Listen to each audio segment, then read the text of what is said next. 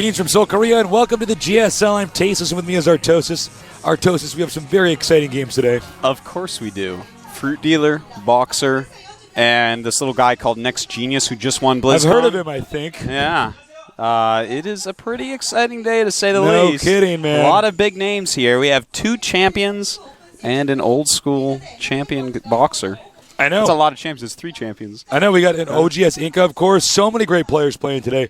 Of course, this is the GSL, the largest tournament in the world, not just for StarCraft II, but for esports, with the largest prize pool, the largest number of participants. So it's very exciting to be down here today. We're in the round of 32, and the games are just getting better and better and better. Such a change from the GSL Season 1. We're already seeing such a shift in the level of play, so much more sophistication, so much more just pure game understanding. Yeah. No, the games are getting better and better, and today will be no different. We have some of the most talented StarCraft II players in the world playing today, and every single match I am anticipating greatly. Yeah, I'm really amped up for this. Let's take a look at the stuff for yesterday. Here it is, day 3 of the round of 32. There's that stuff for yesterday. The stuff for yesterday. Xenio, 2-1 MVP, amazing series. Nesty beating Jungmanchul, a.k.a. Iron from NBC Game, 2-0, pretty decisively. Not really great play out of MC there. He did get hammered. OGS The Wind, 2-0 against Mecha Prime. Mecha Prime did not actually play that well. It was kind of upsetting to see. He's a great player. And then Loner, 2-1 over Terrius Foe. How does Loner do it? I don't know. I don't even know how far this guy is going to get in the tournament, but I wouldn't be surprised if he makes it even to the Final Four. So I'm sure the Chinese fans, of course, are very excited about that. Oh, of course. I was really pumped to see him play. Wasn't sure if he was going to make it because Terrius Foul played so well. You know, with the hidden banelings, broad underground, detonating them. He did so much damage, but, Loner just came back and won and made it look easy. Don't know how he kept his supply up that high. Some of the best macro I've seen in StarCraft II so far. Oh, yeah, absolutely. Something so funny about Loner's playstyle, he seems to get behind multiple times in the game, but I guess his mechanics are so good. And even though he says he gets nervous before games, he seems to maintain incredible equanimity during these crises. Yeah. And then he just comes back in the mid to late game or to the late game and just pushes through and wins. The coolest thing about Loner is he started out as a micro-based player, really bad mechanics, and now he's got basically the best I've seen. Yeah. So, awesome Loner. But today's matches, they are what is really exciting, Tasteless. Of course, our first matchup for today is going to be FruitDealer against Boxer. Don't be confused. It's not Slayer's Boxer, not Im Johan. It's too late, Tasteless. 3 nerds dropped dead as soon as you said that. I know. 3 nerds probably tuned in. I'm too excited. They just fell over. You got to be careful. You got to preface it. What I'm about to say Thank God is it's not actually a FruitDealer against Slayer's Boxer match today. We already had that at BlizzCon. That was pretty cool, so check those out if you get the chance. So, look, Boxer, obviously the underdog here. It's going to be kind of tough going against FruitDealer. He's basically considered the best player for StarCraft II that there is out there. That's true. I mean, look at him, man. He just wins and wins and wins. He made it look really convincing against Slayer's Boxer, the guy who Boxer named himself after. So, if that is any indication. Yeah. If Boxer Jr. can win this, that would be very exciting. But look, I think it's going to be pretty tough. By the way, we have just been having so many awesome games here. Yeah. Specifically yesterday's games. Please check them out if you didn't see them because it was unbelievable. Let's take a look at the games for today. As we were talking about, TSL FruitDealer against Boxer, OGS Inca against Tankboy Prime, Next Genius against Gilja, who was formerly known as Sync, a top StarCraft I player, and finally Slayer's Boxer, the man himself, against Kor Jang. Yeah, Kor Jang, I don't really know too much about that guy except for the fact that he played really well in the last round and beat Bless, a.k.a. Lin from Warcraft 3, Weeman Fox's team, 2-1. So obviously he's got some Protoss vs. Terran skills. I have no doubt that Bless, a.k.a. Lin, is a great player. Oh, yeah, he was a phenomenal Warcraft 3 player. So that really says something about the guy who was able to take him out. I don't know how much time Bless had to train for StarCraft 2, but still it's pretty exciting to see these top-notch players, some of them taken out by these underdog guys. You never know when we're going to see the next Flash or Jadong for StarCraft 2 or the next FruitDealer. If you're talking about StarCraft 2, you never know. The next FruitDealer. The next FruitDealer. Vegetable peddler. The veggie dealer. Veggie peddler. So, look, you never know what to expect with some of these new guys. So we could have some upsets today. But, of course, Fruit Dealer against Boxer. Let's talk a little bit more about that. Well, Fruit Dealer against Boxer. Fruit Dealer, of course, he's Fruit Dealer. He won the GSL. He beat Boxer at BlizzCon. Slayer's Boxer, that is. Yes. He's Fruit Dealer, man. It's so many touching stories about this guy. He used to be a great StarCraft I pro gamer. He was really coming up. His father got sick. He had to go help Fruit, so he stopped his pro gaming career. That's right. Now he sold Fruit to help his family. One of the most winningest players, most winningest ever. Mostest winningest most ever. Epicest of all timest.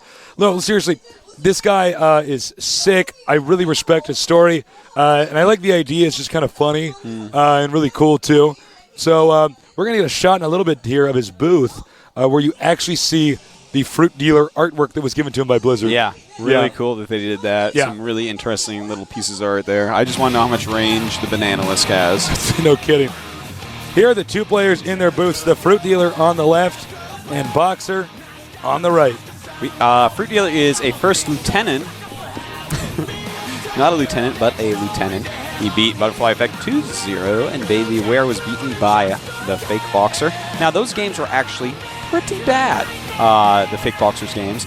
But I do have to say, as I said before, he is one of the top-ranked players on the ladder. Yeah. And he's actually a very scary player on the ladder. He really loves to go about 9 barracks, Marine, Marauder, Medevac, and get hyper-aggressive with it. So he's actually a scary Terran to play against because he just kind of all-out attacks you non-stop. So I expect to see that style against Fruit Dealer, and we'll just have to see, can Fruit Dealer deal with such a thing? He doesn't really like Infestors, which is very good against that.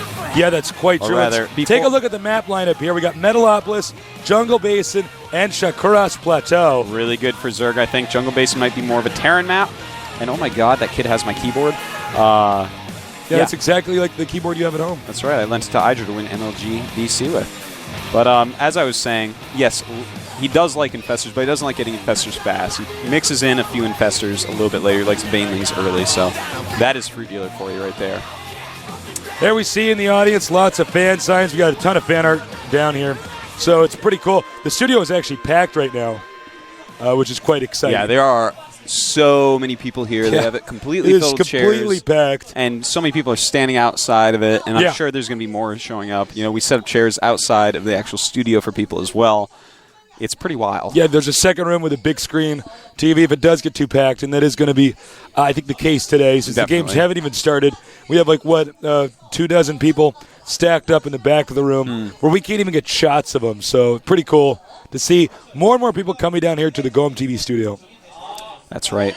Well, you know, this map pool, I think it's good for Zerg overall. You know, Metalopolis and Shakuras Plateau are going to be maps that Fruit Dealer really likes to play on. And then Jungle Basin, a little bit harder. Taking that third base can be quite difficult, so you have to be very resourceful as Zerg. You know, stuff like Burrowed Banelings, maybe getting faster Infestors. Those type of things are going to help you keep that third base up a little bit longer. Try to stabilize on 3 bases against the 2 of Terran. So that's going to be the real hard map for Fruit Dealer. I think so. The other 2 probably shouldn't have any problem on, but Boxer is actually a lot better than what we saw last week. No, I think he was a little bit nervous in that booth last week when we saw him play. Maybe he'll play better this time. He is against the Fruit Dealer, so let's get ready. The game is about to start. Can Boxer beat the Fruit Dealer? Only time will tell. Let's find out soon.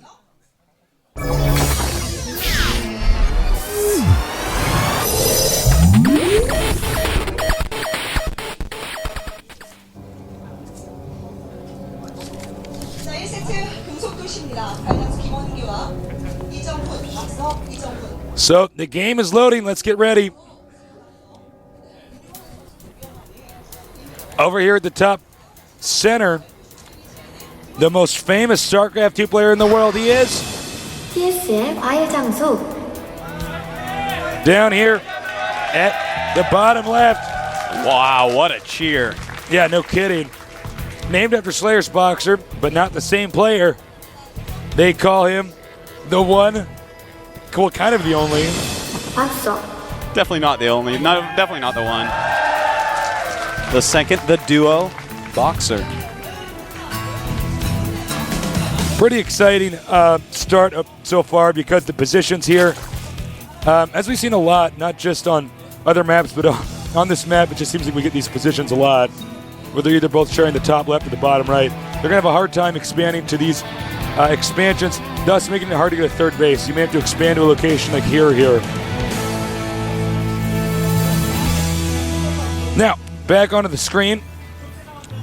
Onto something that's not in the dark here.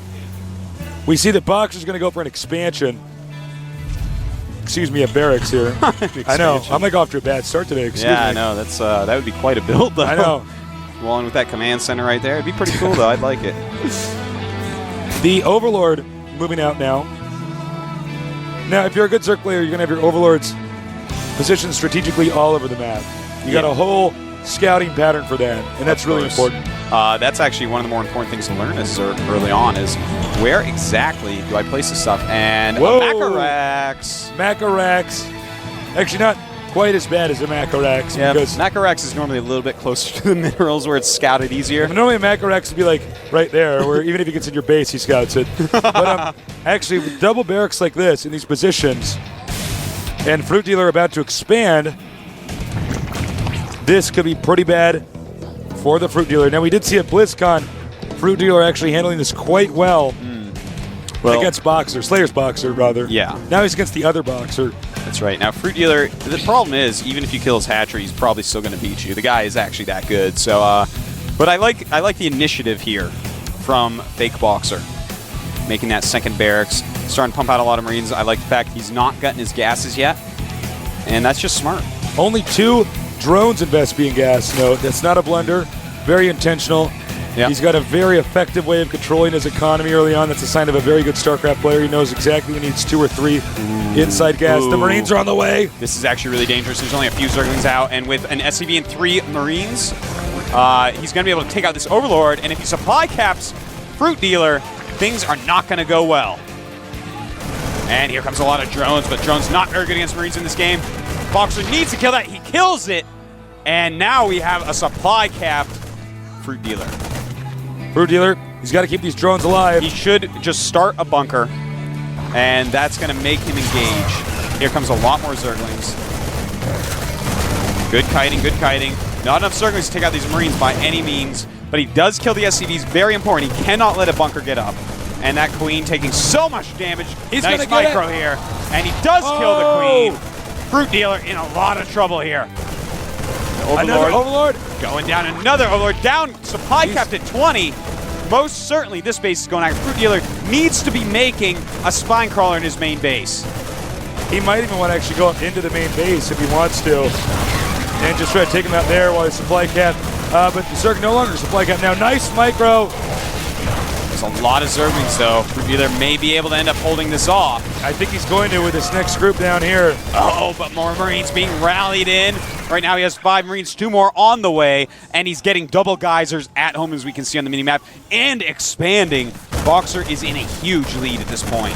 It's going to take a miracle for FruitDealer to recover from this. That's right. Notice he has 1 Marine on the ramp. Now he has none. All right, he's got to back up in micro hard here because FruitDealer has a lot of Zerglings. Speed is done.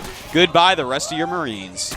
FruitDealer does completely deflect that attack. He's going to be heading over towards the Terran's base. Let's take a look at it over here. We see, though, only 16 supply for FruitDealer and 29 for Boxer.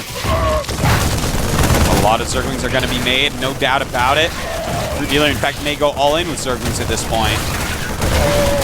And pretty good micro here by Boxer. He is holding this off. But he should be throwing up a bunker if at all possible.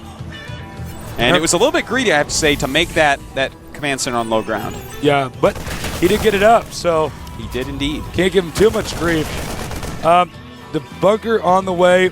Orbital command almost done. That means it's going to be... the sky is going to be raining mules. Hallelujah. Yeah, hallelujah. Now, we see more and more links coming over here. The bunker completes. Does have Marines in there. It looks like he will hold no problem.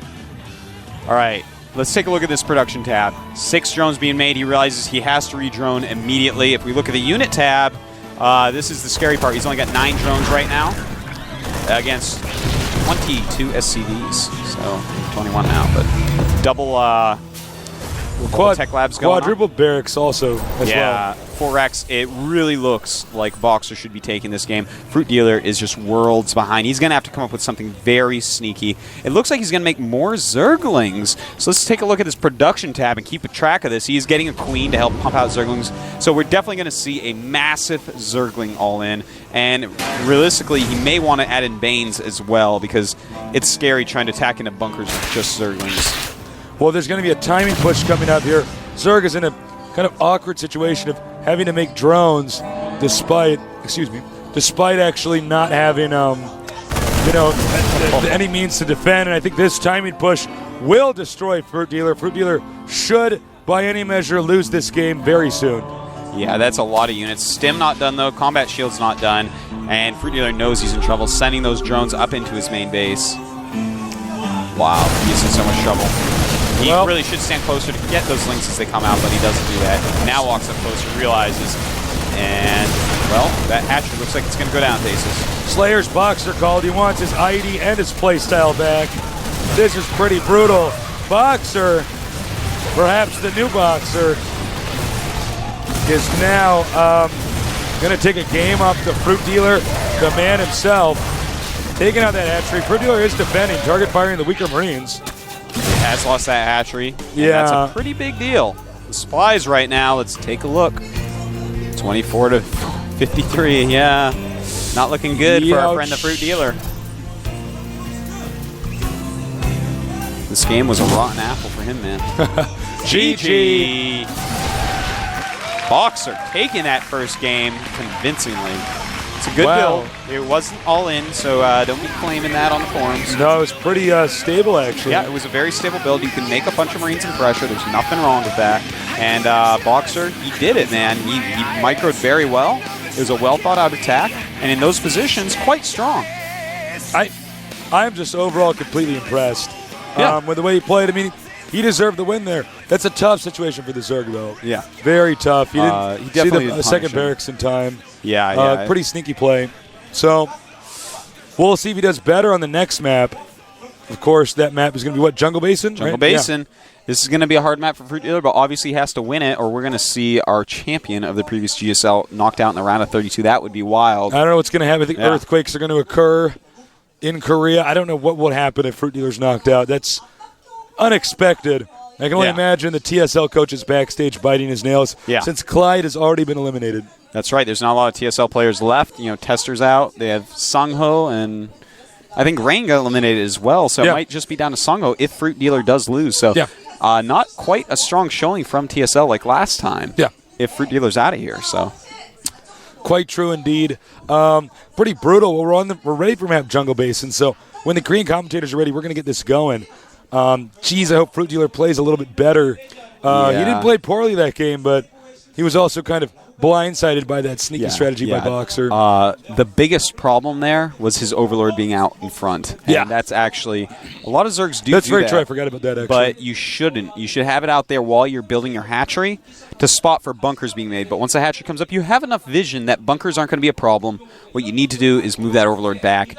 I'm sure FruitDealer is more than aware of this. He's a genius, brilliant player. So I think we're going to see much stronger play from FruitDealer this time. A little mistake. Boxer punished it, though. Definitely looking better than he did in the first round. And I got to tell you, this guy, he is sick on the ladder. I've been talking to people about him, and he just doesn't lose on the ladder, man. He wins all his games just about. Yeah, I've heard very the same. Good player. Yeah, he's very talented. Well, looks like the countdown has started, so let's get ready.